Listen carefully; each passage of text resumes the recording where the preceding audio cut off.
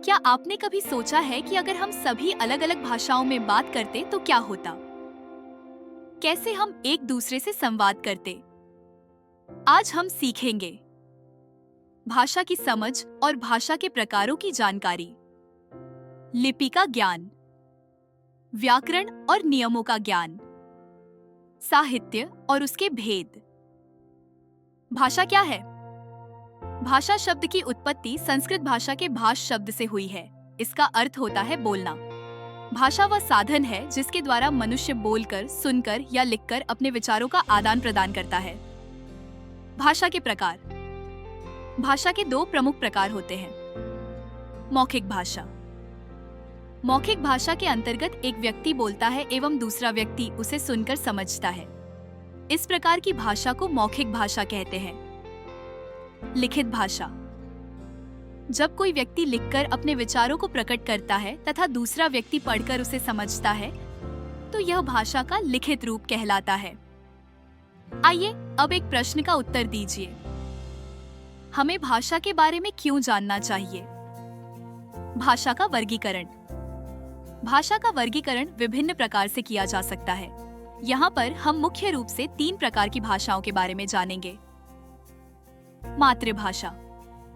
वह भाषा जो परिवार में बोली जाती है एवं परिवार का बालक जिसे ग्रहण कर लेता है मातृभाषा कहलाती है। जैसे कश्मीर के परिवार की मातृभाषा कश्मीरी होती है। राजभाषा।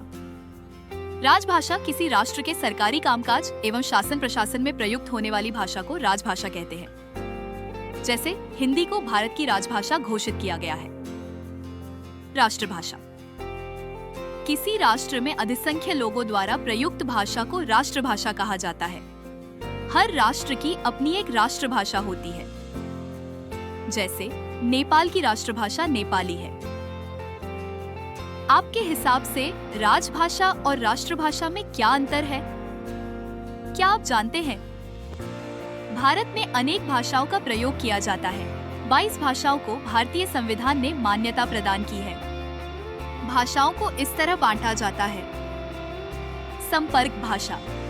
संपर्क भाषा वह भाषा होती है जो विचारों के विनिमय के लिए विभिन्न भाषाई लोगों के बीच एक सेतु का कार्य करती है। विश्व में अंतर्राष्ट्रीय स्तर पर अंग्रेजी को संपर्क भाषा के रूप में प्रयोग किया जाता है।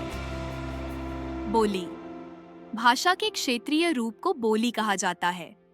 जैसे उत्तराखंड के कुमाऊं क्षेत्र में कुमाऊनी बोली एवं गढ़वाल क्षेत्र में गढ़वाली बोली का बहुतायत में प्रयोग किया जाता है। उपभाषा। बोली का क्षेत्र संकुचित होता है। इसकी अपेक्षा उपभाषा का क्षेत्र विस्तृत एवं व्यापक होता है। उपभाषा बोली का ही वृहद रूप होता है। बोली में साहित्य की रचना नहीं होती है। जब बोली में साहित्य का सृजन होने लगता है तो वह उपभाषा में परिवर्तित हो जाती है। जैसे खड़ी बोली, ब्रज, अवधी एवं मैथिली। लिपि। लिपि क्या है? ध्वनियों को लिखने के लिए जिन चिन्हों का प्रयोग किया जाता है उन्हें लिपि कहते हैं। लिपि या लेखन प्रणाली का अर्थ होता है किसी भी भाषा की लिखावट या लिखने का तरीका।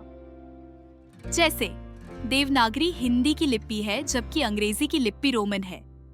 आगे बढ़ने से पहले एक प्रश्न देखते हैं। हिंदी और अंग्रेजी की लिपि कौन सी है? व्याकरण। भाषा के नियमों की जानकारी अत्यंत आवश्यक होती है। इसी से हम भाषा का शुद्ध रूप जान सकते हैं। भाषा के शुद्ध रूप का प्रयोग हम तभी कर सकेंगे जब हमें भाषा के शुद्ध रूप की जानकारी होगी। व्याकरण को हम निम्नलिखित शब्दों में परिभाषित कर सकते हैं। वर्ण विचार।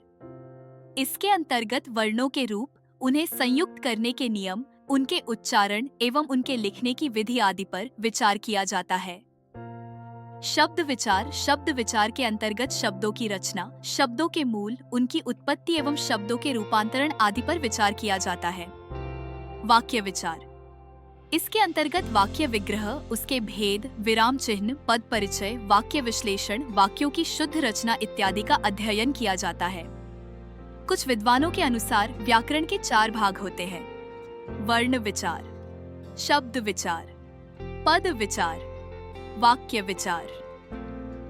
साहित्य। साहित्य वह रचनाएं हैं जिनमें मनुष्य के विचार, भावनाएं और अनुभव व्यक्त किए जाते हैं। यह शब्दों के माध्यम से जीवन के विभिन्न पहलुओं को उजागर करता है। साहित्य के प्रकार। साहित्य को मुख्य रूप से दो भागों में बांटा जाता है। गद्य साहित्य। जिस साहित्य को साधारण भाषा एवं सरल वाक्यों में लिखा जाता है उसे गद्य साहित्य के नाम से जाना जाता है। इसमें न तो छंद पर विचार किया जाता है और न ही लय एवं तुक के संदर्भ में सोचा जाता है। पद्य साहित्य। वह साहित्य जिसमें छंद, अलंकार एवं लय तुक उपस्थित होती है उसे पद्य साहित्य कहते हैं। पद्य साहित्य का दूसरा नाम कविता है।